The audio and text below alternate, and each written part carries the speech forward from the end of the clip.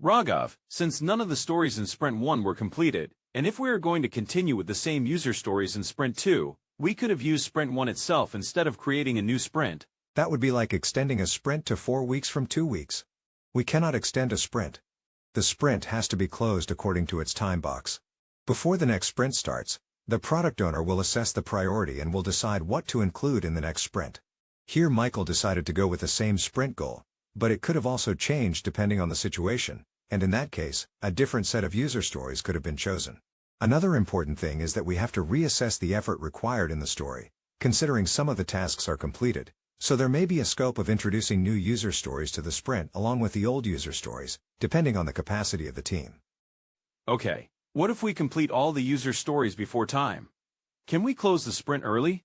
No, we can't.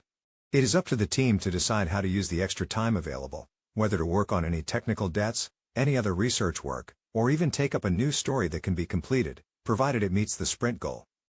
Okay, so do we change the story points based on our revised assessment? No, that is not required unless the scope of the user story is changed, but we can certainly adjust our plan for the next sprint depending on the experience we gained, and we can correct the estimates we had made for our tasks during our last sprint planning. Okay, I understand. Want to see how this team transformed using Scrum? Discover the full journey in My Agile Journey with Scrum.